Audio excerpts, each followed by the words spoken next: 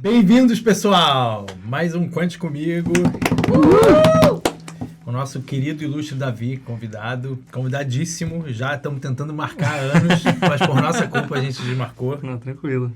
Mas tá saindo agora. É isso aí, estamos aqui. O que Bora. vale é estar aqui. É É isso isso aí. aí. Obrigado por me receber. Muito animado de estar aqui. Vamos fazer uma roda de apresentações Bora. rápidas. Na hora. E o nosso convidado depois a gente vai Bora. perguntar tudo. Sucesso. Quem é você, Ju? Eu sou Júlia Beltrame, fiz mestrado aqui em Harvard em engenharia de software. Hoje me especializo na área de inteligência artificial. Legal. Sou Daniel, eu sou cientista e fiz doutorado em engenharia biomédica. Tem tudo a ver com o nosso convidado, né, de hoje. Isso aí. Davisão, o que você fez? Na hora, então. Prazer Mais pessoal. rápido, mais rápido. Porque depois eu vou Sucesso, perguntar tudo beleza. desde lá de trás. Então, bom, prazer. Muito feliz de estar aqui. Eu sou Davi, sou de Maceió. Eu sou formado em neurociência molecular e antropologia médica aqui nos Estados Unidos. Estou aqui em Harvard fazendo o mestrado em antropologia médica e eu estudo o cuidado para pessoas idosas e pessoas com demência. Caraca, muito legal. Legal. Obrigado. Como que funciona fazer o mestrado aqui nos Estados Unidos? Nossa, é um mundo completamente diferente. Acho que, principalmente para mim, que fui do laboratório para uma biblioteca, sabe? Mudei bastante de campo. É uma coisa bem interessante. Depende muito do campo, né? Porque o meu mestrado, tecnicamente, é um mestrado de artes. Então, a quantidade de tempo que o mestrado leva, o tipo de proposta que é oferecida, se é pesquisa, se é mais acadêmico, o que é que significa um mestrado, muda muito. No mestrado de arte, no mestrado de antropologia médica, eu tenho uma tese, então é um mestrado de 2 anos, onde eu faço pesquisa e monto uma tese para entregar até o final do mestrado. Legal. Que legal. Então eu quero saber lá do início. Tu tem agora 18 anos. Tá. Onde é que você tá? O que você tá fazendo? Quais são os 18 seus sonhos? Baby Davi. Tá. Não, peraí, Olha, 17, que é o ano de vestibular. 17, pois é. Então, na verdade, eu me formei no ensino médio nos Estados Unidos. Tá. Quando eu estava no 2º ano do ensino médio, eu tive uma epifania que eu tinha que fazer um intercâmbio. Aí fiz o meu 2º ano do ensino médio, né, o junior year, no ensino médio com host family e tudo Legal. mais, no Arizona. Que legal. Me apaixonei. Decidi que queria continuar para fazer medicina nos Estados Unidos, medicina aqui é um doutorado, né? Aí terminei o ensino médio, sabia que para entrar na medicina era mais fácil se eu tivesse feito a graduação aqui, e mais fácil de entrar na graduação se eu tivesse terminado o ensino médio. Então eu fiz o 15-year plan ali, aí me formei e entrei para Creighton, onde eu fiz a minha graduação em neurociência. E então, aos 17, eu estava me mudando do Arizona para Nebraska. Então, saí de um paraíso das águas, que é Maceió, para ir para o meio de um deserto e depois para o meio de um milharal, que eu já peguei frio de menos 45 lá. Então, mesmo? assim, foi Pior que Boston. muito pior que Boston. Boston é brincadeira para mim agora. Eu de regata no inverno aqui, tranquilo. E é legal você explicar pro pessoal que não é igual fazer medicina aqui Isso, e no Brasil, né? Não é. Essa é uma dúvida até minha, porque muitas amigas vêm me procurar e perguntam: Júlia, como que eu faço para estudar medicina nos Estados Unidos? E é um trajeto totalmente desconhecido por mim, acho que muito desconhecido pelo nosso público, por muitas Sim. pessoas, né? Então, como que é? Qual que é a diferença e, assim, como você vê esse processo todo? Olha, é um processo muito mais longo. Por quê? Aqui com medicina é um doutorado, né? Um MD, Medical Doctorate. Então, PhD é PhD, é um Philosophical Doctorate, uma coisa assim. Então, Doctor in Philosophy. Doctor in Philosophy. Então, é Doctor in Medicine. Então, é considerado uma pós-graduação, né? Uma professional school.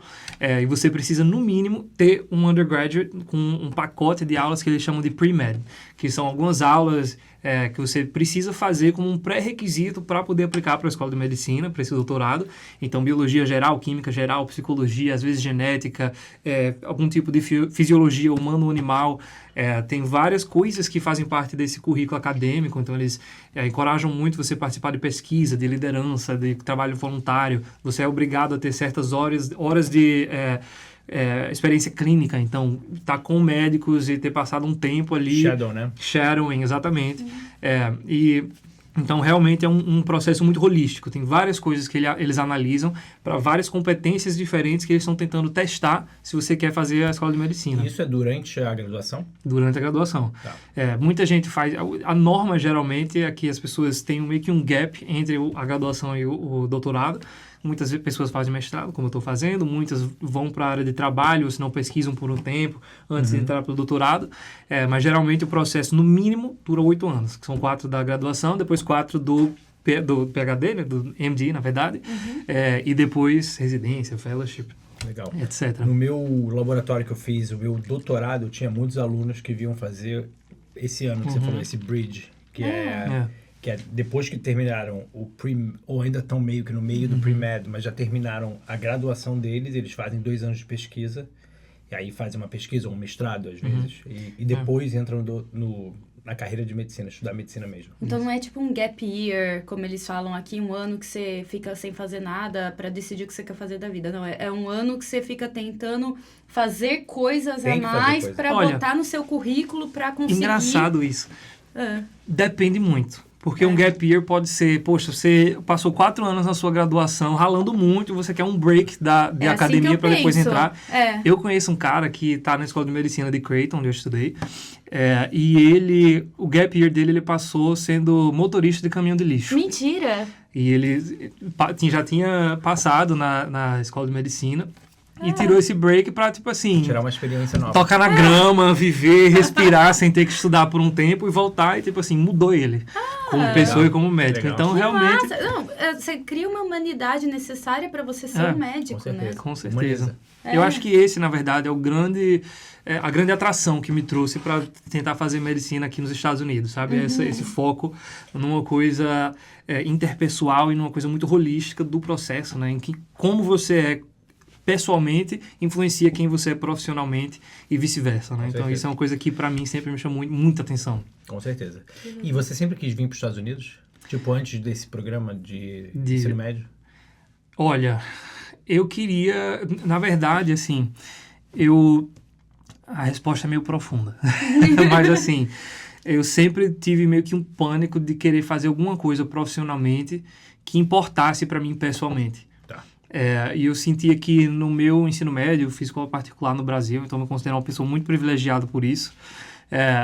Mas não tem muito trabalho voluntariado, não tem muito engajamento com comunidade. Você está ali estudando para o Enem, você vai fazer o Enem, vai para a faculdade, etc. É uma linha de fábrica. Então eu queria muito ir para os Estados Unidos para ter a experiência de saber o que é você estar envolvido com a comunidade como parte do seu currículo.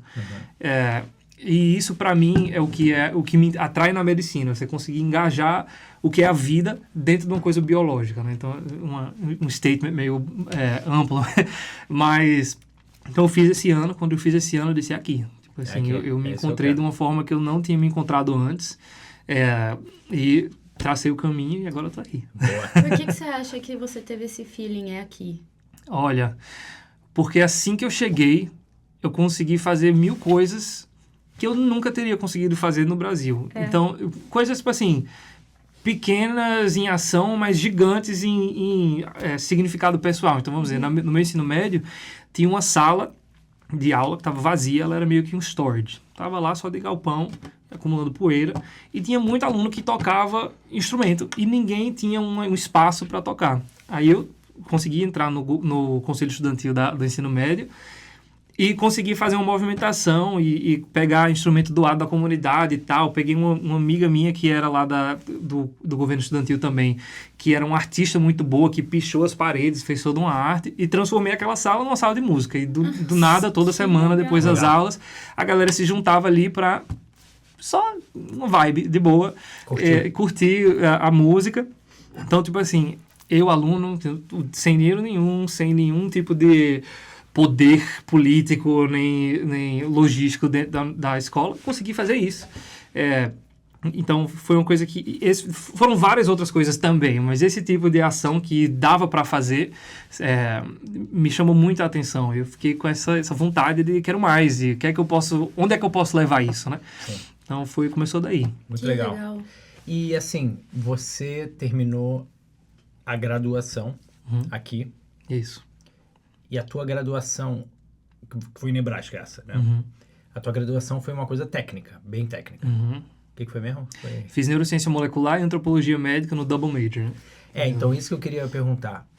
Não parece ser um pouco aleatório, não? Tipo assim, fazer essas duas carreiras que são, assim, com certeza tem a ver, porque você está fazendo isso hoje em dia, a gente, spoiler pro pessoal, mas, assim, a princípio você escuta e fala uma coisa totalmente focado em biologia, né? E antropologia, que é outra área do conhecimento.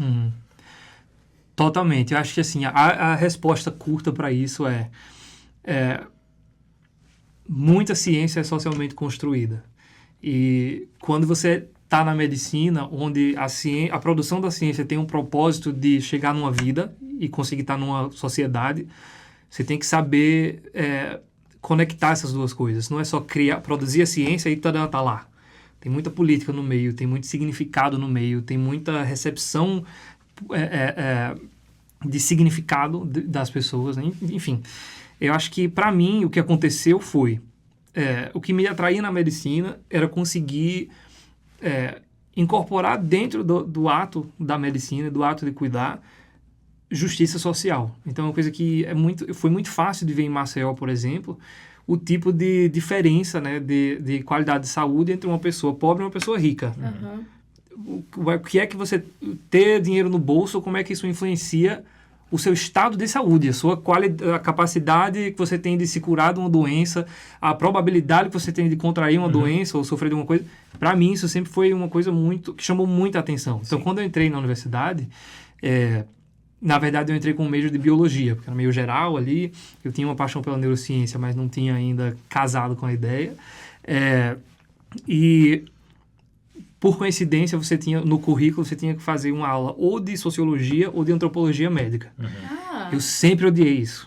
Sempre odiei humanos, odiava história, odiava filosofia, odiava tudo que era, tipo assim, social, em teoria. Sim. Aí eu disse, entre as duas vou escolher antropologia médica, que pelo menos é próxima, né? E apaixonei.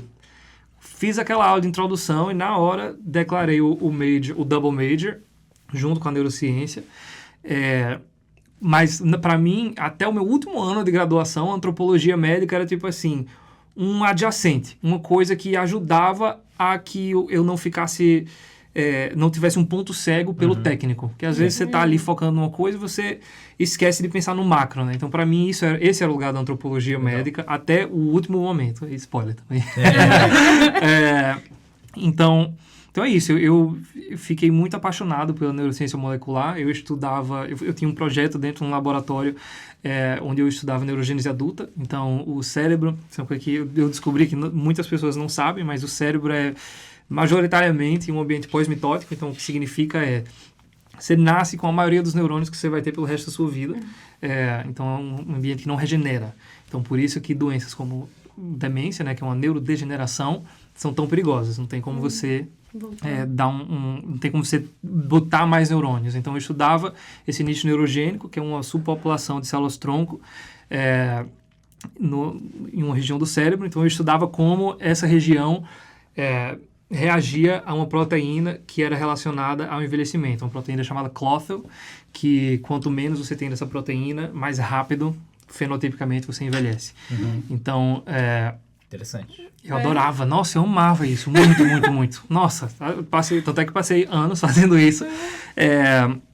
E até que teve um momento final onde eu meio que tive uma epifania, assim, de, cara, amo fazer isso me interessa muito, mas não é isso que eu quero ser, sabe? Eu não quero... Eu quero ter um impacto com pessoas, eu quero estar do lado de pessoas e conseguindo...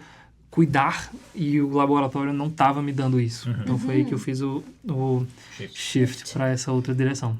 E estou muito feliz. Caramba. Ao longo da sua trajetória, você começou, né, sempre com essa inquietação. Né, assim, quero algo mais...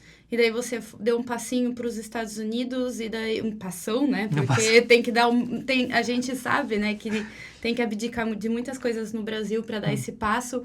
Ainda mais numa época que você era bem jovem, né? Tinha 16 anos. 16 anos. Que ano isso? 2017. 2017. Então, assim, ao longo da sua trajetória, o que é bonito é que você sempre foi tentando... Você não se achou do dia pra noite, mas você foi dando passinhos a caminho do que você achava que era o correto, né? E como que você sentiu, assim, a sua... saúde mental, né, que é um termo que é tão importante hoje em dia, né? Como que você se sentiu fazendo isso, apesar de estar se abdicando da vida acadêmica no Brasil, enfim.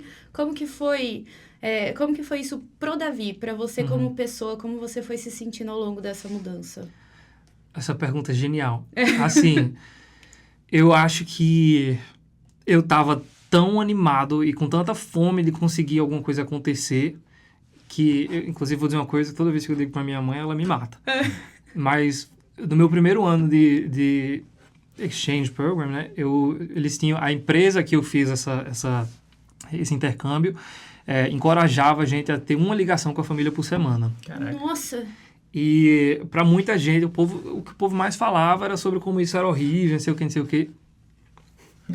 Eu quase nunca senti saudade de casa. Um dia que eu senti saudade do Brasil foi no Ano Novo, porque a ideia de Ano Novo dessa minha host family era assistir a bola cair em Nova York, que era 8 da noite no Arizona. Sim. Acabou. E depois de dormir, e eu de Maceió. Eu, tipo assim, sou acostumado, mesmo você com 14 anos, na praia, pular 7 ondinhas. E aí eu fiquei mal, mas assim, eu não senti, eu digo que eu não senti saudade, não porque eu não sentia falta da família, porque eu não sentia falta de estar ali no meu ambiente, mas porque eu estava com tanta vontade de estar ali que, tipo assim, não fazia sentido eu estar de volta. Se eu tivesse lá, eu não seria quem eu sou hoje. Eu não tenho nada que estava me prendendo no Brasil quanto estava me prendendo nos Estados Unidos, sabe? Foi muito risco, então é uma coisa que eu até hoje, né, tenho que pensar muito sobre se vai valer a pena no final, porque, vamos dizer, se fosse para ser médico, eu já era médico no Brasil. Então, eu já teria tempo de estar, se não já ter terminado, estar terminando agora o meu curso de medicina. E nos Estados Unidos é bem improvável pessoas internacionais fazerem medicina aqui. A grande maioria das escolas de medicina nos Estados Unidos não aceitam os internacionais. Das que aceitam, são muito poucas, mas geralmente são as Ivy Leagues, que são muito difíceis de aceitar qualquer pessoa. São, tipo assim, 2, 3 vagas por ano para alunos internacionais, geralmente. Então, assim, até hoje é uma coisa incerta. Então, dá um frio na barriga. Pensar que, tipo assim, eu tô aqui há 7 anos e mesmo assim, não sei qual é o próximo passo, tudo pode acontecer. Sim. Struggling. Pois mas não dá certo. Você depois do... Antes disso, eu acho legal você explicar pro pessoal também que no Brasil você entra num curso, por exemplo, você estuda engenharia. Você vai estudar engenharia, aí você tem lá o subtipo, engenharia de produção, engenharia eletrônica de computação. E termina nesse curso. Aqui nos Estados Unidos existe essa terminologia de major e minor. Explica pro pessoal o que significa isso. Com certeza. Bom, aqui você entra na universidade e você declara um major. Geralmente, as universidades pedem que você declare até o fim do seu 2º ano. E, basicamente, o que é isso? Você tem 2 anos ali para você se engajar academicamente com várias coisas. Então, a maioria das escolas tem o que eles chamam de Gen Eds, que são aulas gerais. Então, vamos dizer, se você está na área de ciências, você já vai fazer Gen Physics, Gen Chemistry, Gen Biology, etc, etc. E você vai meio que mapeando, eu brinco dizendo que é um growth cone de um axônio, que você vai crescendo assim, aí vai sentindo que você gosta, que você não gosta, e conseguindo ter um conhecimento técnico meio general, né, como diz já o nome das aulas, para você meio que saber como dar o próximo passo. Então, geralmente, pessoas que estão, por exemplo, no pre-med aqui, a maioria entra biology, que é uma coisa básica, e vão mudando. Então, muita gente vai para biochemistry, ou se não física, ou neurociência. Você vai mudando baseado nos interesses que você descobre ao longo desses 2 anos de estar numa instituição acadêmica. Eu acho que isso é uma coisa bem legal. Então, esse seria um major. Esse seria um major. O minor, ele é uma coisa que é mais técnica. Então, tem um requerimento de créditos mais baixo, que é basicamente para dar tempo de você conseguir fazer o seu major e se você tiver algum interesse secundário, você ainda conseguir contemplar um nível de experiência naquilo, mesmo sem ser uma coisa que vai ser primário no outro. Então, eu consegui fazer o double major porque eu fazia parte do programa de honra de Creighton, que dava uma flexibilidade de créditos maior. Então, geralmente você incluído no seu tuition, incluído no seu pagamento, você tem direito a 18 créditos. Qualquer coisa a mais, você tem que pagar extra. Como eu fazia parte desse programa de honra, eu não precisava. Ai, que legal. Então, eu geralmente, no meu semestre, eu fazia 22, já cheguei a fazer 23 créditos por semestre. e consegui fazer 2 majors, e neurociência é um major que em si tem mais... São basicamente 2 majors em si. O major normal tem 38 créditos, neurociência tinha 72. Caraca. Aí eu adicionei a antropologia médica, então eu estava bem ocupado na 2 graduação. majors. Eram 2 majors e um tinha o dobro de créditos normal. E normalmente eles podem ser completamente separados? Completamente. Inclusive no pre-med eles podem ser completamente diferentes. Eu conheço uma menina uma moça que está na escola de medicina, que fez artes cerâmicas como major dela no pre-med. Legal. Então ela pagou todas as matérias de biologia e ciência, né? E ao mesmo tempo tem essa proficiência e ela está ainda na ortopedia. Então se você fizer Olha, um plus que one... legal! Ser médico é ser um pouco artista também. Pois é, com com certeza. Tem que certeza. saber manusear as coisas. Exatamente. Uma dúvida ainda nessa... desculpa, eu sei que você tem 2 dúvidas, mas eu vou... Não, eu tenho muitas dúvidas. Não se preocupe. Estamos aqui. É que, ainda nesse assunto, para você entrar em um vestibular no Brasil, né, você já aplica diretamente para engenharia ou você vai para medicina. Aqui, como que funciona para você aplicar pro vestibular? Porque já que é um major e um minor, você vai adicionando os créditos conforme você vai se encontrando ali, né? Como que funciona se você não sabe nem para o que você vai aplicar? Você aplica para entrar para a faculdade? Isso é um ótimo insight. Assim, geralmente, as pessoas entram com... eu diria que é raro você entrar como undeclared ou non-decided, sabe? Porque geralmente durante a sua candidatura você expressa algum tipo de interesse, nem que seja por área de conhecimento, sabe? Então, vamos dizer, esse exemplo da biologia, onde a maioria das pessoas que estão no pre-med entram já como biologia, é porque é uma coisa, tipo assim, eu estou interessado em biologia, não sei o que especificamente ainda, mas vamos descobrir. Então, no processo de candidatura, né, no processo de application, geralmente você tenta customizar um pouco do seu interesse, do tipo de potencial que você quer explorar dentro da universidade. Então, não é impossível você entrar realmente sem saber, mas é mais comum as pessoas terem pelo menos uma área decidida. E não é uma prova, né? Que você tem que fazer. Não, você tem vestibular, né? A maioria das escolas pedem um dos vestibulares federais, aqui é o SAT e o ACT, que tem, enfim, conteúdos diferentes. Mas é um processo holístico. Então, tem a redação que você tem que escrever, você tem que enviar a carta de recomendação, o seu currículo com suas experiências durante o ensino médio e o seu histórico curricular. Então, Entendi. realmente, suas notas.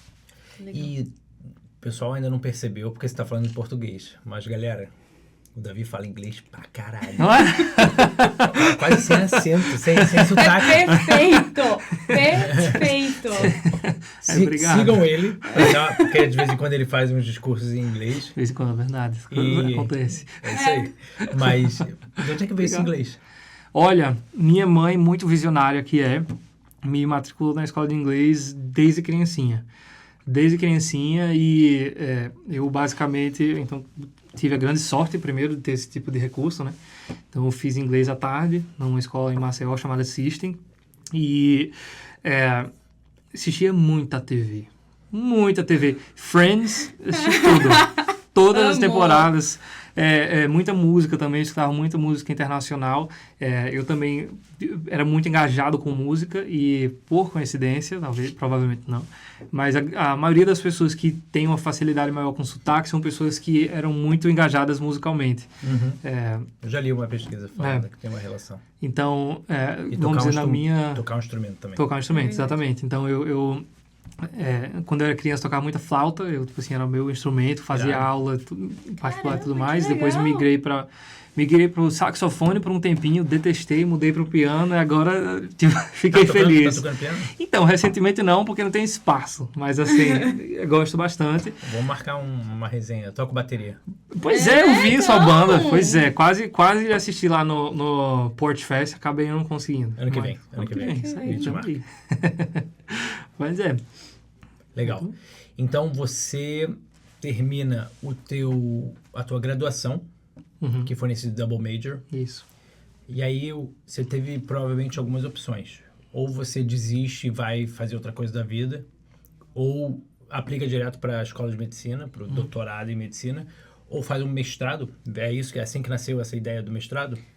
Foi, exatamente. Então, o que aconteceu foi... o meu plano inicialmente era aplicar diretamente para o doutorado, Aí veio a nossa linda pandemia.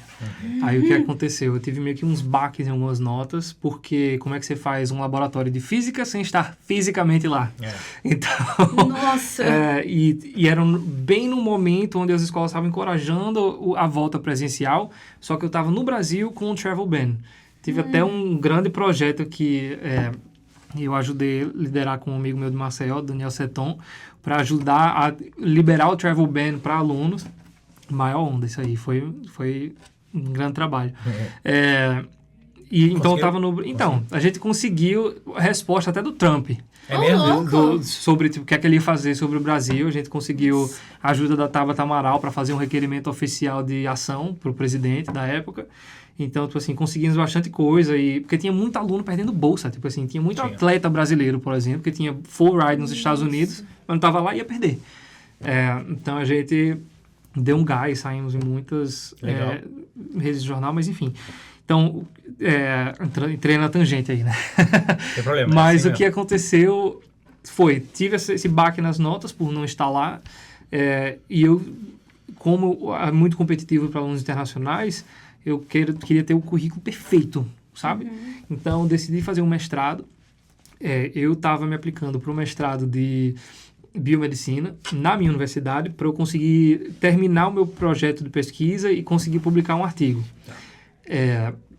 E aí eu estava numa aula com a minha professora, que era minha mentora de antropologia médica, e a gente era o capstone, né, a aula final do major, e a gente estava falando sobre o Paul Farmer, que foi um médico formado aqui em Harvard, que basicamente é uma das maiores figuras, é a maior figura no campo de saúde global.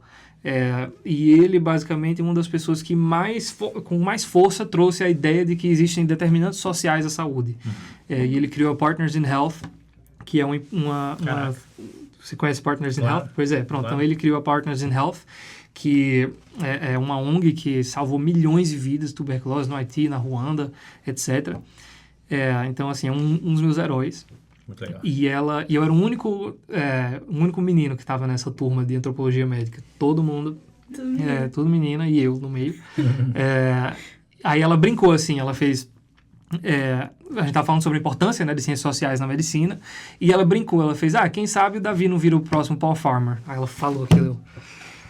Subiu um frio na espinha, assim, eu disse, caraca, tipo assim... Deu um mind blow, assim, e eu pensei, nossa, seria incrível. Eu acho que vai. Aí saí. Continuei meu dia, no outro dia não saiu da cabeça aquilo. No dia depois também não saiu da cabeça. Eu disse, não, peraí. Foi o estalo que eu precisava para levar a antropologia de ser uma coisa adjacente a ser uma coisa que estava carregando a minha carreira, né? Tipo assim, foi para isso que eu vim para cá. Eu queria incorporar esses mundos, o social com o biomédico, e fazer uma coisa, revolucionar ali o que significa o cuidar dentro da medicina. Legal. Aí eu disse, eu tô com essa candidatura certa aqui para a biomedicina, então ou eu passo na melhor do mundo de antropologia médica com o cara que treinou Paul Farmer, ou eu vou ficar aqui no meu laboratório. E aqui estou, então deu certo. Aí você aplicou. Aí eu apliquei, demorou muito tempo. Por exemplo, Bom, ele na verdade foi quem criou o departamento. Tá. Então ele está se aposentando agora, esse ano que vem. Eu já sabia quem ele era. Ele tem um livro chamado Soul of Care, que é o meu livro favorito, que é um livro da história dele cuidando da esposa dele, que teve Alzheimer. Então ele conta da história de um cuidador, ele é médico também, ele é um psiquiatra, e ele tem muitos avanços acadêmicos dentro da antropologia médica e da psicologia falando sobre o que é realmente o cuidado. Então, para mim, é uma das coisas mais fascinantes que tem hoje em dia sobre o assunto. Então, eu já sabia quem ele era. A minha aplicação foi toda meio dizendo, opa, quero estar aqui do seu lado, aprendendo o máximo possível. E aí, o que ele deu disse? Certo. Então, eu não sei se foi ele que leu a minha candidatura, mas deu certo, né? Estou aqui. Né? Pois é. E esse mestrado, na verdade, ele é feito para pessoas que já são médicas nos Estados Unidos. Tá. Então, ele, dentro da aplicação, dentro da descrição do mestrado, eles têm a exceção, dizendo, em casos especiais, alunos de graduação que têm um potencial na área médica podem se candidatar. Então, eu entrei por dentro dessa exceção, que até hoje é meio loucura para mim. Ou seja, já é super concorrido e você ainda entrou na exceção do concorrido. Pois é. Muito. Vai que eu acho que vale tipo assim, para mostrar que é muito sobre o propósito, né? Porque o meu currículo era todo neurocientista. Nunca tive um artigo publicado em antropologia. Tipo assim, eu tinha ganhado uma competição de redações falando sobre um assunto antropológico, mas, tipo assim, meu currículo era de um neurocientista molecular. Nada a ver. Mas a minha proposta era muito alinhada, sabe? Tipo assim, para mim era o único passo logístico que eu podia fazer e deu certo, o pitch deu certo. Muito legal. E você tem que propor uma tese? Ou eles já tinham um projeto? Não, eles não propõem, eu não preciso propor uma tese. Eu entro aqui em uma tese independente, então eu sou o Principal Investigator, e então é uma coisa meio que flexível. Que a ideia é você ter você segue exatamente o currículo dos PhDs. Então, o currículo didático, né? Então, você faz todos os gen eds da pós-graduação, né? Então, falando sobre métodos de pesquisa, falando sobre a genealogia de teorias antropológicas. Então, você faz isso, em algum momento você decide... É tipo as matérias meio que obrigatórias. Isso, do ciclo básico de pós-graduação. Exatamente, Que tem algumas matérias obrigatórias, mas a grande maioria, na verdade, são matérias que você escolhe. Tá. E não precisam ser na antropologia. Então, você pode realmente seguir o seu interesse e fazer aula em qualquer uma das escolas de Harvard e pegar os créditos assim e ir montando. Ah, legal. Que massa. Então, é um programa... Foi mal, Ju. Não? Então, é um programa de estudo, mais do que uma pesquisa... Tipo assim, porque eu lembro que também durante o meu mestrado eu tive a opção de fazer um mestrado com tese ou sem tese. E tem vantagem e desvantagem em cada um deles. No teu caso, ele é com tese ou ele é mais de se aperfeiçoar? Ele é com tese. Com tese também? Com tese, sem opção. Tá. Com tese. É sem opção? Ah, legal. Então Aí... conta pra gente tua tese. Tem que contar. É verdade. Então, a minha tese, eu consegui, depois de muita batalha, consegui o Arthur Kleinman como o meu advisor dessa tese. Por que batalha? Porque ele está se aposentando.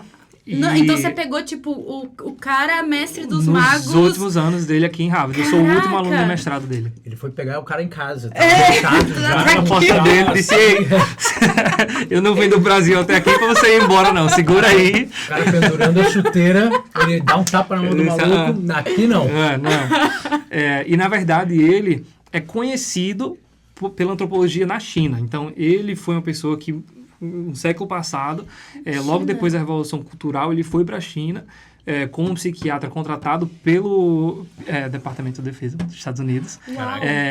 E ele foi uma das pessoas responsáveis a quebrar o tabu do diagnóstico de depressão na China. Então, não existia esse diagnóstico. As pessoas que tinham sintomas depressivos eram diagnosticadas como neurasthenia, que é uma coisa super ultrapassada. É basicamente como se estivesse tendo uma atrofiação de neurônios.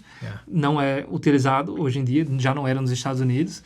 Então, ele foi meio que aos poucos conseguindo juntar a psiquiatria com a filosofia, e daí foi onde ele começou a focar na antropologia e criar esse campo de antropologia médica, para conseguir instituir esse tipo de diagnóstico. Então, ele é conhecido por isso. Então, todos os alunos de PhD dele fazem antropologia de cuidados, talvez, mas na China. Então, vamos dizer, um dos pré-requisitos para você ser aluno dele é você falar chinês fluentemente. Que eu não falo. Eu não falo. Então, precisei chegar para ele, tipo assim, com uma proposta enorme e dizer, olha, eu tenho interesse XYZ, eu tenho observações ABC, o que é que você acha? Meio que joguei o verde assim, aí ele... Eu nunca tinha pensado nisso. Se você fizer essa pergunta e essa, eu vou ser seu mentor. Cara, saí, liguei pra minha mãe. Sua mãe é uma querida. Minha mãe é ótima demais. Uma dúvida, antes da gente se aprofundar mais no campo de antropologia médica, que eu acho que é um campo que eu, pelo menos, não sabia antes de conhecer você o que era. Então, eu acho que é algo que a gente pode aprofundar mais. Mas uma coisa que eu tô percebendo ao longo do seu discurso todo é que teve momentos, assim, de disruptura. Então, e que você utilizou muita ajuda de outras pessoas. Então, por exemplo, quando você tomou a decisão de vir para os Estados Unidos, sua mãe te apoiou muito com isso, tudo. quando estava passando pela pandemia, que também foi um momento, pelo que eu entendi, muito difícil também, seu amigo e você foram lá e lutaram por aquilo. Então, assim, são momentos de muita luta, de muita garra, e isso é algo que a gente traz bastante aqui para o nosso podcast. São pessoas que não se acomodam, ou sempre a gente chama aqui de rato, sabe? Então, vai lá, busca, vai atrás, insiste, vamos embora, vamos fazer acontecer. E isso é inspirador, né? Então, muito inspirador na sua história, esses momentos em que você, não sozinho, mas sempre sozinho por opção própria, mas assim, buscando o apoio de outras pessoas, você conseguiu chegar onde você está hoje. Então, eu entendi da sua mudança para os Estados Unidos e da mudança também, né, do Covid e tudo. E como que foi isso, que eu acho que a gente pode falar mais sobre isso na hora que você chegou em Harvard. Porque chegar em Harvard é algo que muitas pessoas querem, mas assim, como que foi chegar até aqui? Como que foi fazer uma aplicação sem nem mesmo entrar como uma exceção? Como que foi isso para você?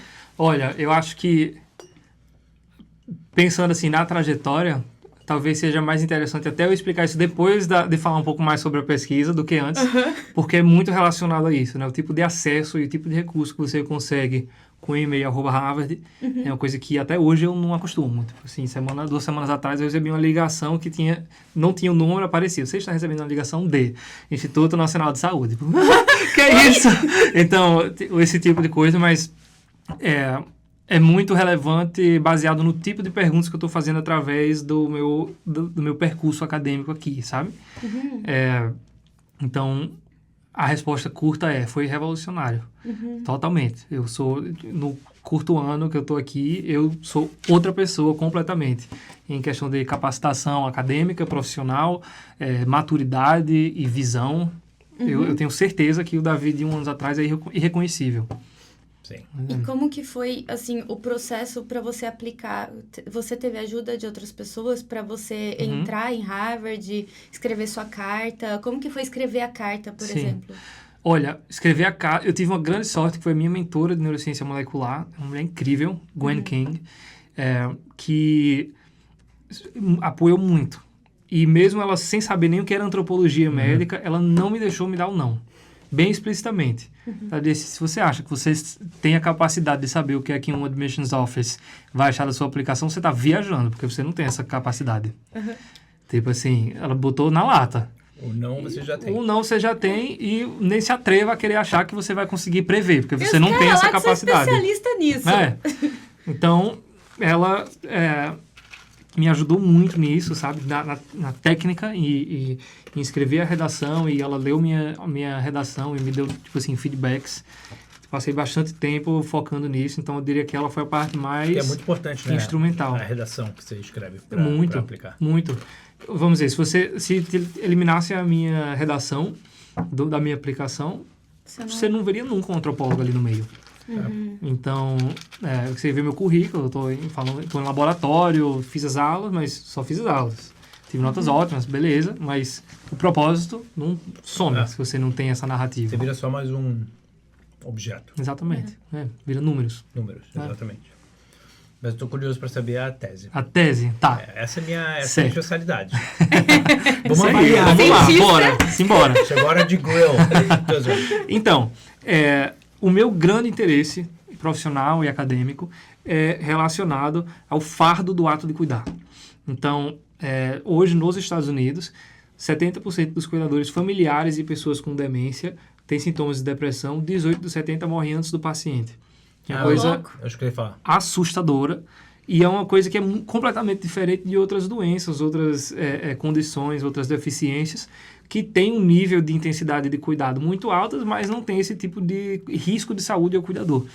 Então... Você sabe a porcentagem de diferença? Não diferença. Acho que você mencionou 20%, 18%? 18 dos 70. Tá. E é uma coisa que, assim, quando se pensa nesse tipo de coisa, né, o mundo está envelhecendo. Os Estados Unidos estão envelhecendo, o Brasil está envelhecendo. A população idosa, acima de 85, é a que cresce mais rápido. Então, tipo assim, eu tenho uma tia-avó que tem 100 anos. Nossa. E toda terça e quinta, ela faz o personal trainer, que faz boxe e tudo mais. Mentira! E ela pode me contar, ano por ano, a vida inteira dela. Então, uma pessoa idosa hoje não é a mesma coisa que uma pessoa idosa até, tipo assim, 15 anos atrás. Então, e a demência, né, as doenças neurodegenerativas, a grande maioria, a grande confiança que a ciência tem é que elas são diretamente proporcionais à idade. Então, vamos dizer, hoje é virtualmente impossível uma pessoa ter Alzheimer abaixo de 65 anos. E acima disso, a cada 5 anos, o risco vai aumentando exponencialmente. Então, assim... E claro, né, existem várias teorias, vários tipos de pensamento do que causa essas doenças, do que causa Alzheimer, Parkinson, etc. Mas a idade é uma coisa que existe bastante confiança. Idade importa. Então, o que é que acontece quando a população idosa está crescendo? Você presume que a presença de demência vai aumentar. E o que é que vai acontecer com o fardo de cuidar? Porque não cabe no hospital, vão ficar em casa. A gente vai mandar esse pessoal para casa sabendo que os cuidadores têm 70% de chance de ter sintomas de depressão e 18 ou 70 vão morrer? O que é que a gente vai fazer sobre isso? Como é que o cuidador, que a grande maioria nos Estados Unidos, mais 90% do cuidado que é feito para um paciente é feito dentro de casa. Mas quando você entra numa clínica, o médico olha para você e não olha para quem entrou com você. Olha para o paciente. Claro. Então, isso é um grande ponto cego da medicina, isso é um grande... no mundo todo, na maioria do mundo. Então, eu tenho muito interesse em entender não só de onde vem esse fardo da demência especificamente, o que é que explica isso, que não vem do laboratório, né? Isso é uma coisa social, isso é uma coisa cultural. Então, como identificar a fonte, como mitigar isso dentro da prática médica. Então, existem várias formas de fazer isso. A que eu escolhi fazer dentro dessa tese é fazer uma etnografia do New Regional Charles, que é uma nursing home que é afiliada a Harvard. Então, Harvard tem uma instituição, uma empresa de cuidados paliativos, uma nursing home, né, um cuidado residencial, e a New Regional Charles é o estabelecimento mais novo e mais caro deles. Eles ficam em Dedham, Massachusetts, é um lugar gigante, e uma coisa bem especial deles é que eles já ganharam Best Place to Work anos consecutivos. O que é interessante disso? A grande maioria dos, eu vou dizer abrigo de idoso, asilo de idoso, é a tradução real. Eu não gosto de usar esses termos, então vou dizer em inglês mesmo, nursing home, só para... então, essas nursing homes federais nos Estados Unidos, a grande maioria tem 100% de turnover do staff. Então, o staff de enfermagem muda 100% todo ano. Por quê? São pagos salário mínimo, geralmente, com um esforço muito alto, um trabalho muito árduo. Braçal, né? Muito braçal. Então, geralmente, a grande maioria da população, especialmente nessa costa, que está fazendo esse tipo de trabalho de CNA, né, de Nurse Assistant, que é quem está ali realmente do lado do paciente o dia todo, são pessoas que acabaram de imigrar para os Estados Unidos, fazem aquilo como o primeiro trabalho, e assim que tem uma ponte, pisa. Então, existe esse grande problema do understaffing nessas nursing homes. Então, como é que a maioria não tem funcionário e essa está ganhando prêmio de Best Place to Work há anos? Nossa, então, é um assim, gap gigante. Pois é. Então, eu estou fazendo uma etnografia durante esse verão para entender o que é que acontece.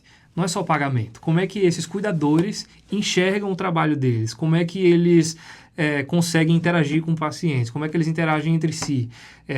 O que é sobre o tom que o lugar tem que influencia nisso? Porque hoje, quando você fala de nursing home, olha a palavra em português, abrigo ou asilo. É uma coisa horrível, uma coisa que dá, tem o tom de isolamento, de depressão, onde você está negligenciando um idoso. E essa não necessariamente precisa ser a proposta, né? Então, eu estou estudando como é que a cultura desses tipos de estabelecimento residencial existe nesses contextos aqui em Massachusetts. Então, você acha que o fator que mais determina essa tristeza, né? O advento de depressão e esses sintomas e morte, né? Para cuidadores tem a ver com a cultura do lugar. Muito. Ou do trabalho, da natureza do trabalho. E eu acho que é aí exatamente onde a antropologia entra de uma forma que a medicina não consegue entrar, que a biomedicina não consegue entrar. A antropologia é o estudo dos humanos, é o estudo do que é super macro, e a medicina, a biomedicina, a ciência, ela já é focada numa coisa mais redutiva. O que é que todo mundo tem em comum? Qual é a célula que todo mundo tem em comum que essa droga pode atacar e curar todo mundo? A antropologia é o oposto. Então, dentro dessa situação, onde você está falando de cuidados paliativos, de um tipo de doença que não tem cura e não tem tratamento, e eu trabalhei muito já nesse tipo de abrigo em Nebraska, quando eu estudava lá. Eu era paramédico, e então trabalhava muito com essas pessoas, prestava muito serviço. E a forma que eles entendem a situação de saúde que eles estão, e a forma que a família entende a situação de saúde, completamente muda a forma que você enxerga esse período na sua vida. Então, um exemplo. Na China, existe uma tradição há muitos séculos de uma reverência aos seus superiores na sua família. Então, pessoas mais velhas, por serem mais velhas, são atribuídas uma personalidade diferente. Então, existia antes, regulamentado na lei, hoje não, mas existia, que filhos são obrigados moralmente e, antigamente, legalmente, a cuidar dos pais. E que isso tudo, depois tinha um período onde eles iam falecer e virar ancestrais, você tem essa tradição de manter esse contato com a memória dos seus pais. Nos Estados Unidos isso não acontece. Nos Estados Unidos tem muita gente que larga. Um lugar, vamos dizer, hoje, a forma mais comum de pobreza nos Estados Unidos para pessoas idosas é você ter uma doença. Porque acabou a vida financeira, o sistema de aposentadoria é muito fraco, então tudo isso influencia o lugar que o idoso tem dentro de uma sociedade, logo o lugar que eles vão ter dentro do foco de cuidado. Quantos recursos vão ser alocados para uma população que não está sendo pensada sobre. Sim. Então, tudo isso afeta a forma que você pensa sobre a morte. Então, vamos dizer, se você cuida de uma pessoa com demência, que está, vamos dizer, nos últimos anos de vida, mas você enxerga a morte como uma coisa que é terrível, você não gosta nem de pensar, você vai enxergar aquele cuidado como uma coisa. Se você enxerga como uma coisa que vai acontecer no seu tempo, mas pelo menos vai acabar o sofrimento, e acabou o sofrimento ali da minha mãe, por exemplo. Você vai enxergar aquilo como outra coisa completamente diferente. Sim. Então isso varia muito, de gente que evita e gente que celebra a morte, e todo o leque de interpretações que você pode ter no meio que diretamente afeta o como você sofre com aquela ação, que acontece todo dia. Você não cuida, vem, dá um remédio e vai. Você está acordando, você está ajudando a alimentar, você está ajudando a trocar de roupa, você está lidando com problemas de memória que são muito assustadores, porque você já pensou, você está... vamos dizer, um exemplo, o que é mais comum são mulheres sendo cuidadoras, por toda uma tradição patriarcal, né, onde a mulher da família era forçada a ficar em casa, e hoje ainda é essa a realidade. A grande maioria das cuidadoras de casa são mulheres. Então, o cenário mais comum são mulheres cuidando da mãe. Então, assim, o que acontece quando sua mãe, que é sua mãe, do nada olha para você e chama a polícia, porque acha que tem um intruso dentro de casa? Ou erra o nome, né? O que isso faz com a pessoa? Então, assim, tem vários aspectos que influenciam esse cuidado. É uma coisa muito holística, uma coisa muito interdisciplinar. E a antropologia é muito boa em conseguir chegar exatamente nesse interdisciplinar, entendeu? Ser uma chave mestre que consegue entrar em vários campos diferentes. Muito legal. O que você propôs ao seu professor, atual orientador da sua tese, que ele falou, gostei da maneira como você pensa? Falar de um lugar que dá certo. Porque hoje a grande maioria, não existe uma etnografia nos Estados Unidos sobre uma instituição de cuidado residencial que tem esse nível de desempenho como essa que eu estou fazendo. Então, geralmente as pessoas falam sobre a precariedade das outras. Mas uma comparação que envolve a economia e envolve a situação trabalhista desses ambientes diferentes é uma coisa que não existe nos Estados Unidos. Que interessante. E eu acho que os que existem geralmente são na Ásia. E ele ficou bem interessado em saber como... E outra. A esposa dele, ele colocou nessa instituição. Então, tipo assim, ele tem uma conexão com aquela instituição também que foi de propósito. Então, assim, eu escolhi aquele lugar porque eu li no livro dele, ele falando aquilo, eu pesquisei, era a melhor que tinha, e eu disse, cara, que incrível, vou começar a investigar isso. Então, foi realmente um laço de conexão bem específico. Usou bem também o saber que você ganhou extracurricular, né? A teu favor. E aí você tá agora terminando o primeiro ano do mestrado. Isso. São 2 anos de mestrado. Beleza. Você já sabe, tipo assim, existe uma carreira dentro da medicina chamada antropologia médica que você pode seguir? Essa é uma pergunta tão boa. Eu diria, o que é a habilidade de um antropólogo? É você saber ler entre linhas. Quando você está na medicina e você consegue ler entre linhas, isso vai além do que é chamado de medicina narrativa, né? Muita gente acha que quando eu falo sobre ler entre linhas é isso. Mas é sobre conseguir criar uma contextualização de um tipo de cuidado onde você consegue levar à frente um tipo de intervenção. Então, hoje na antropologia, como é uma coisa, como eu falei, muito interdisciplinar, as pessoas chamam de... Quando você não segue o caminho acadêmico para ser antropólogo full-time, eles chamam você de IFEM. Porque você é alguma coisa e IFEM antropólogo. Então, vamos dizer, uns exemplos de pessoas que se formaram no meu mestrado e com esse professor, o presidente do Banco Mundial, de 2001 a 2008, foi antropólogo aqui também nesse mestrado, então, tipo assim, levou nesse caminho. O Paul Farmer, que não se formou especificamente em antropologia médica, mas estava nesse caminho, virou o Paul Farmer, né? E um dos meus advisors também é o Salman Keshavji, que é uma das pessoas super engajadas com saúde global, que está levando isso para conseguir trabalhar em tuberculose. Ele começou na África do Sul, então ele está carregando essa parte mais de accompaniment, né, que é um estilo de tratamento, um estilo de disponibilidade médica, que é holístico, e você meio que propõe um acompanhamento, como está no nome, né, do paciente no geral. Então, assim, 1000 maneiras de conseguir fazer isso levar para frente. Eu acho que, para mim, eu pensava muito na neurologia, né, trabalhava especificamente com pessoas com demência. Eu acho que hoje eu estou considerando muito mais a geriatria e trabalhar com pessoas idosas no geral, porque eu acho que muitas das coisas que realmente me interessavam pelo cuidado de pessoas com demência são aplicáveis em pessoas idosas no geral. Psiquiatria, talvez, ou não? Psiquiatria, não. Não. Porque eu não é esse tipo de cuidado que eu vejo dando. Eu gosto muito de conseguir criar um laço com a pessoa, né, e virar um time ali com aquela família e estar ali criando o plano de cuidado por um longo prazo. Legal. Até não caber mais. Muito legal. Nossa. E é importante ter essa figura do médico, né? A gente vê isso muito no dia a dia, assim. Eu tenho um médico muito bom no Brasil, que eu mando mensagem pra ele 1h da manhã e ele me responde. Minha irmã outro dia teve uma crise de ansiedade, falou: "Ai, eu vou morrer, eu tô com febre, não sei o quê". Mandou mensagem pra ele sábado, 3 da manhã.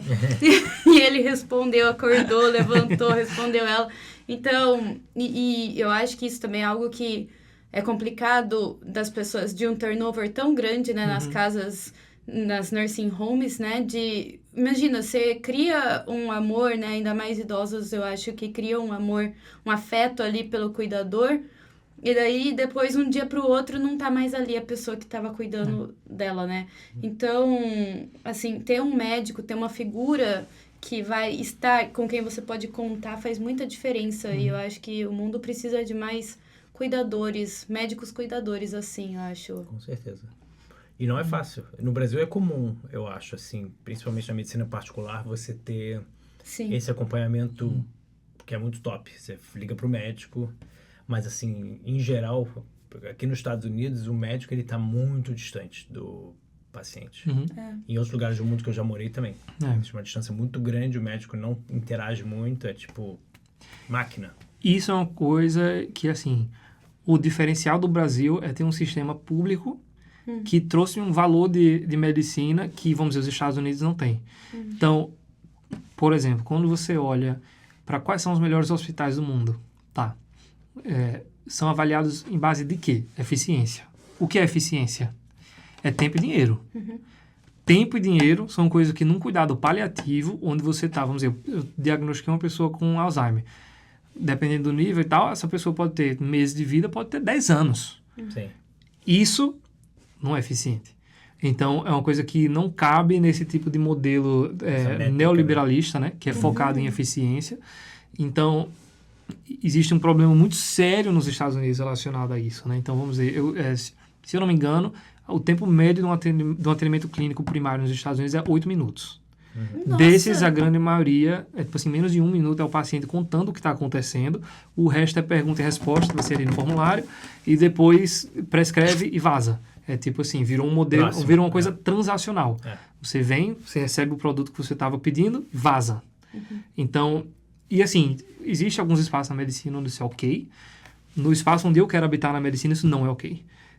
Então, infelizmente, é revolucionário você dizer que é uma coisa que seria tão ineficiente. E é por isso, por exemplo, que pessoas que estão na enfermagem, nesse tipo de cuidado, não têm uma alocação de fundos grande, que são pagas salário mínimo nos Estados Unidos, porque não são vistas como uma parte tão importante como o farmaco, como o que é mais imediato e rápido.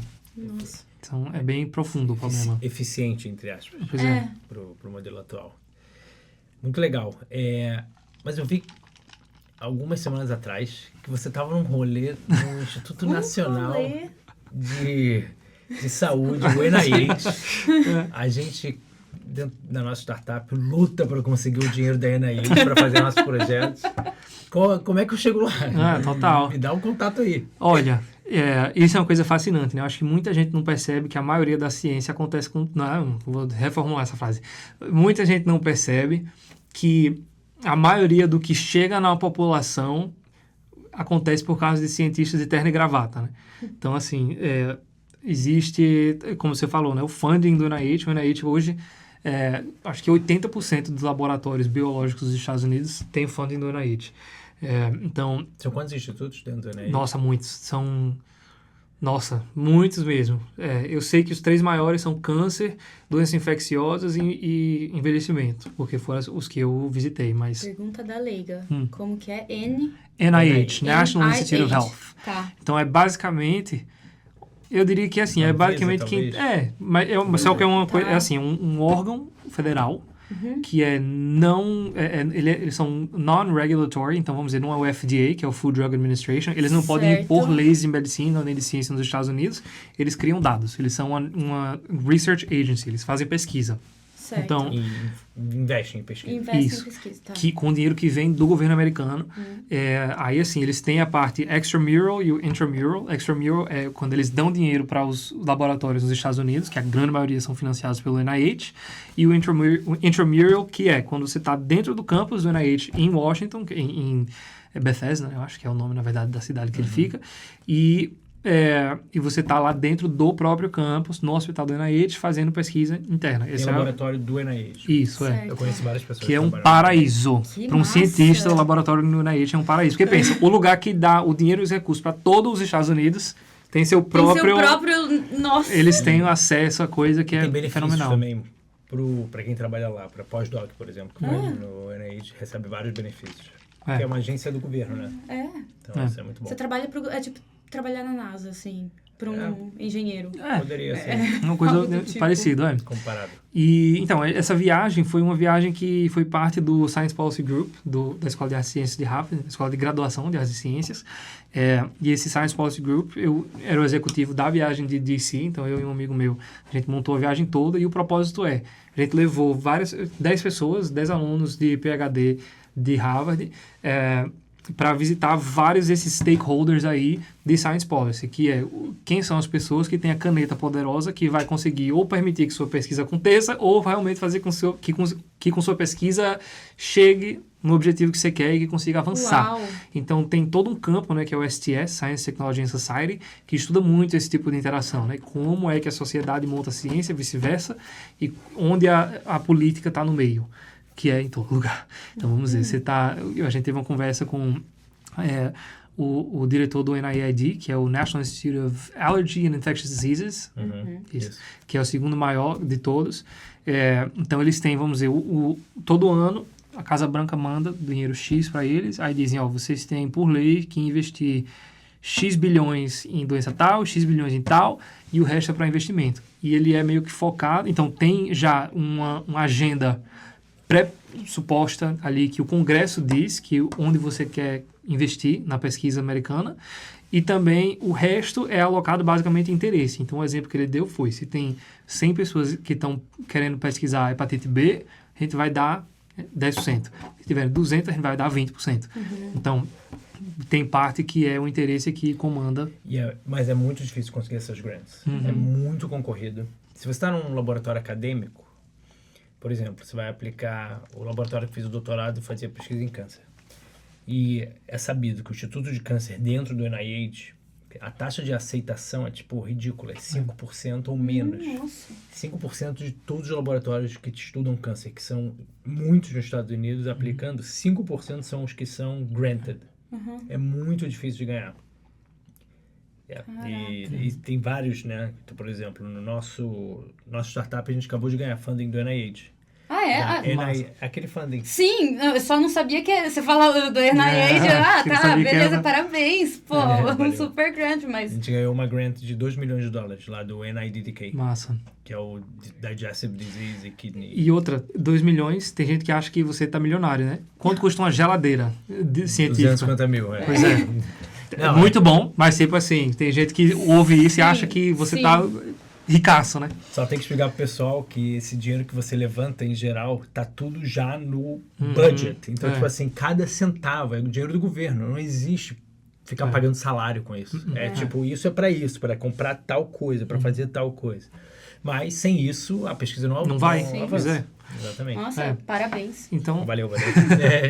Então essa pesquisa foi toda... Quero ganhar mais. Tô querendo aí. Cola comigo. Então, essa viagem foi toda pra gente conhecer pessoas. Então, a gente foi para áreas do governo. Então, a gente foi para algumas secretarias dentro do Senado, do Congresso americano. A gente foi para essas Research Institutes e a gente foi para think tanks. O que são think tanks? São empresas privadas que são... movimentadoras de ciência, ou elas produzem algum tipo de pesquisa, ou elas são focadas em conseguir meio que uma revisão de literatura para conseguir conselhar outras empresas ou até mesmo pessoas na política. Então, think tanks são uma grande stakeholders em onde vai a ciência hoje em dia. Legal. Então, quando você vê, pesquisas dizem que, sei lá o quê, quando um deputado está falando sobre algum tipo de coisa que ele quer implementar, muitas vezes foi uma think tank que foi contratada para dar aqueles dados. Entendi. Então, várias formas que isso pode ir para o bem e para o mal. Puta oportunidade para você.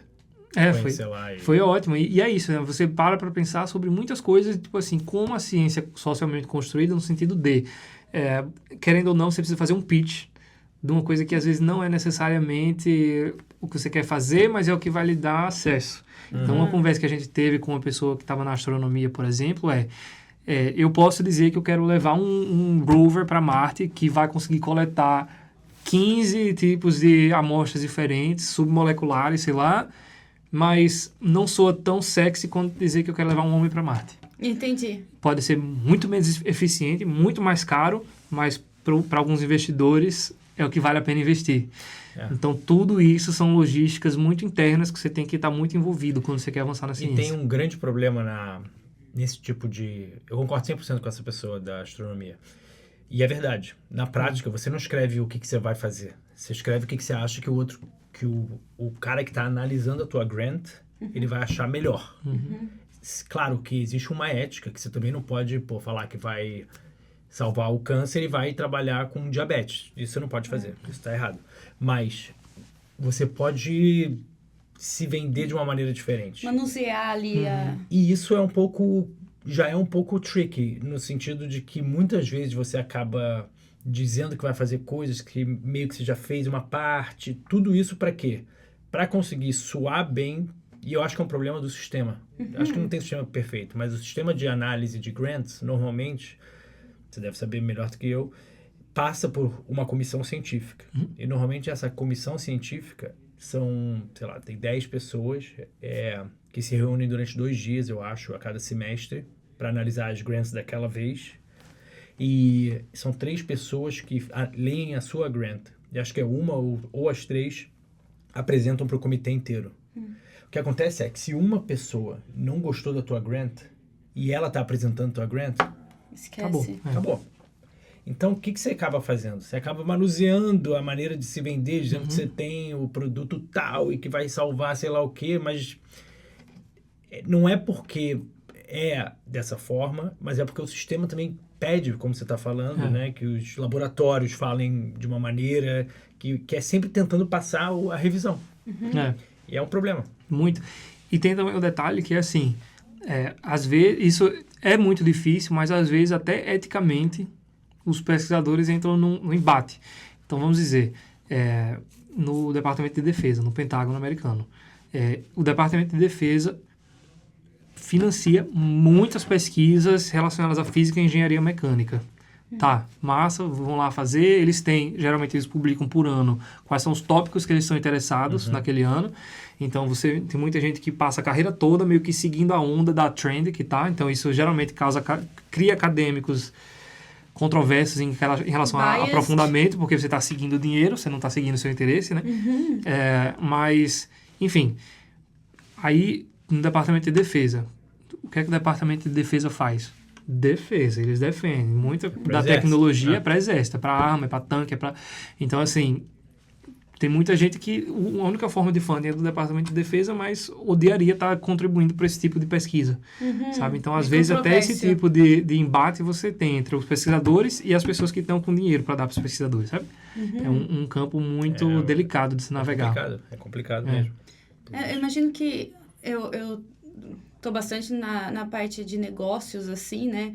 Mas enquanto vocês estavam falando, eu consegui relacionar muito Chega só um pouquinho pra frente, Ju. Tô vendo ali que você tá cortado. Eu tô com medo de cortar você. Não, fica aqui, tá bom. Tá bom. Então, na área dos negócios, eu vejo bastante isso também, às vezes, vai falar com o cliente, né? A gente nunca chega simplesmente para o cliente sem saber quem o cliente é antes, né? Então, a gente tem que manipular os nossos produtos, os nossos softwares, tudo, e vender pro cliente o que é mais interessante, que a gente sabe que ele vai gostar de ouvir o que a gente está falando. E às vezes até, eu acho que é bastante da natureza humana, né? Assim, eu sei que aquela pessoa gosta de gato, então eu vou chegar para ela falando de gato, ao invés de chegar falando de cachorro. Enfim, vem bastante da natureza corriqueira humana. Eu concordo 100% e acontece na ciência isso. Eu só acho que tem um problema ético aí, que muitas vezes... E eu não sei qual é a solução, mas existe um problema ético de que muitas vezes você quer se vender tanto que você promete coisas que são impossíveis de fazer. E isso, às vezes, pode custar vidas no futuro, de pacientes, pode ser... Tem inúmeros casos de startups da área de biotecnologia que prometem certas coisas porque sabe que isso vai atrair investimento. Chega na hora H, não tem nada. E aí? Vou dar um exemplo disso. Sem ser muito específico, porque senão posso entrar em... Mas, assim, existe uma coisa que é muito importante do entendimento do que é a ciência, que é a ciência incremental. Hoje em dia, Eureka é uma coisa que não acontece muito. As pessoas vão construindo uma informação de cada vez. Vamos dizer, na minha pesquisa de neurociência adulta, eu estava investigando como uma proteína... podia ou não impactar ali um nicho neurogênico.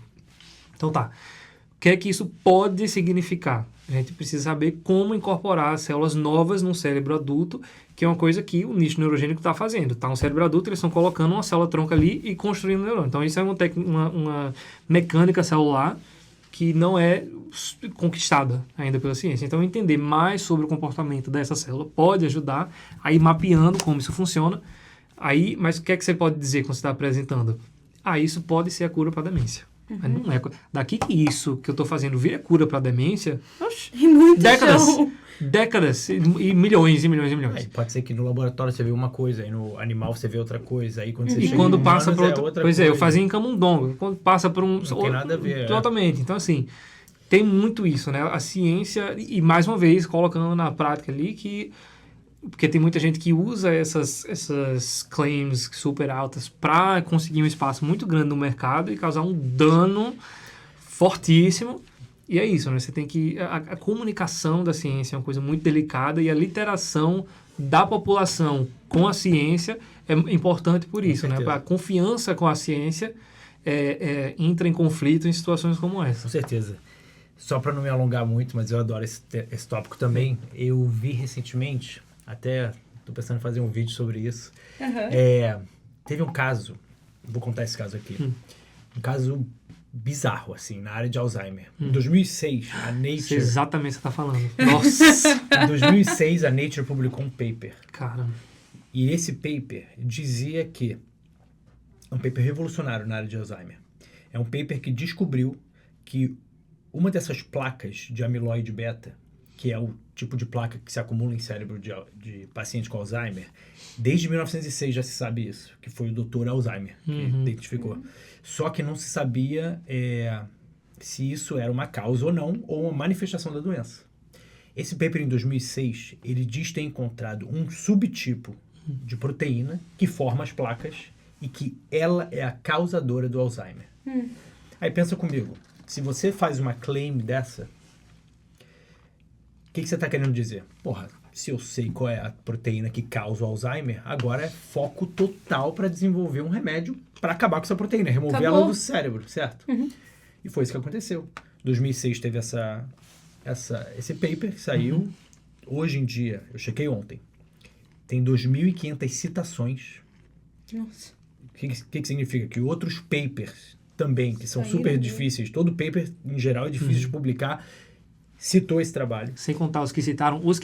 Claro, aí é infinito. É infinito. Enfim, árvore. Em 2017, um pesquisador, uma investigação de outra revista científica chamada Science, que é uma das grandes. É uma das 3 maiores, é Science, Cell e Nature. A Science mostra que aquele paper estava sob suspeita de diversas imagens manipuladas. Não. Diversas imagens manipuladas. E a gente está falando, tipo assim, eu não lembro agora se é 16, 17 ou 18 que saiu assim. Isso já tem estimativas de centenas de milhões de dólares da NIH para incentivar a pesquisa para detectar essa proteína e removê-la do cérebro. Agora tem até acho que 2 remédios em clinical trials que estão tentando targeting essa proteína. Não estão funcionando. Os pacientes estão tendo, por exemplo, inchaço do cérebro, tipo, efeitos de consequência muito perigosos, né? Tudo isso para dizer por quê? Porque, na verdade, antes de falar isso, antes de ontem, a Nature resolveu remover o paper. E todos os autores... Todos os autores ficaram de acordo, menos o primeiro autor. Em geral, para o pessoal que não sabe, o primeiro autor de um artigo é o que levou a pesquisa. E o último autor é o professor, que é aquele primeiro autor que está trabalhando dentro daquele laboratório. Então é bem suspeito. E tem muita imagem que você olha e fala, cara, se isso aqui não foi manipulado, cara, muita coincidência... Se eu não me engano, foi alguém, acho que foi até um aluno, né? Alguma coisa assim, que viu que, tipo assim, era um Western blot, então, tipo, um tipo de metodologia que você vê um monte de bandas assim, e essa pessoa percebeu que tinha uma banda específica que sempre tinha o mesmo padrãozinho, assim, como se fosse um cortezinho, e ele percebeu que era Ctrl-C, Ctrl-V em várias outras coisas, então...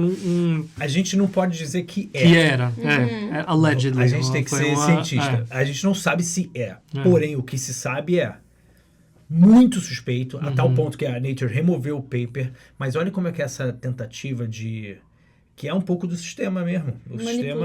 O sistema acadêmico, científico, ele estimula, infelizmente, qual é a palavra? Eficiência. Produção exacerbada de papers, principalmente nessas revistas. Só que isso a gente não sabe, olha só, 2006, agora a gente está em 2024. Olha, quase 20 anos depois, olha as consequências. Tem pacientes sendo tratados com remédios que não necessariamente estão funcionando, sabe? Assim, por causa de um paper seminal que tem um pouco esse espírito. Então, assim, tem que tomar muito cuidado com as claims. E isso, eu acho, que é uma coisa que, assim... vem muito do que as pessoas acham que é ciência, né? Tipo assim, se você entrar no campo de história da ciência, não é estranho você perceber que, vamos dizer, a época onde começou a ter essa noção de, tipo assim, existe uma verdade, foi ao mesmo tempo que começou a existir essa história de existir um Deus, e não sei o quê, e uma pessoa liderando um país. Então, existe toda uma tradição aí de criar postulados de instâncias científicas, que é muito perigoso. Então, vamos dizer, antigamente era muito comum você dizer que uma coisa é provada. Quando você passa por um processo científico, uma hipótese. Hoje em dia já não é tão bem visto você dizer que você provou alguma coisa. Você faz a hipótese e você testa e você apoia aquela hipótese, né? Então, tudo isso, a forma que você consegue entender o que é uma verdade, né? E como esse tipo de pesquisa é tão divisora de águas nesse tipo de coisa, mostra que é muito frágil em alguns momentos. Fundou uma nova área no campo, Nossa, sabe? Sempre tem, de vez em quando, tem umas pesquisas que fundam nova áreas. Essa é uma pesquisa que fundou uma nova área e uma nova área focada em resultados daquela pesquisa que hoje em dia está parecendo que está manipulado, potencialmente. Enfim, bizarro. Eu acho que isso prova a importância que a gente tem de sempre ter a humanidade presente. Assim, você o tempo todo falou muito da sua missão. E você fez tudo com a vontade de fazer a sua missão ser cumprida. Você nem sabia qual que era a sua missão, mas você foi lá perante os seus valores, perante as suas crenças, e você foi dando passinho por passinho e chegou onde você está hoje. Você ainda não sabe qual que vai ser a grande o grande final dessa missão, mas assim, você nunca deixou os seus valores nem as suas crenças para trás. Né, eu acho que isso é algo que o sistema pode estar, né, às vezes complicado, pode estar difícil, né, assim, a gente atingir algo, mas se a gente tem muito certo, se cada um tivesse, né, o que a gente fala muito aqui, né, de ter uma missão, seus valores e não abrir mão disso nunca. Uma postura ética. Uma postura ética, né, acreditar na coisa certa. E eu tô fazendo o que eu faço porque eu quero melhorar o mundo, né? Você falou desde o início que você quer, desde o início, você quer fazer uma mudança no mundo que combine com o que você quer dar pro mundo, né?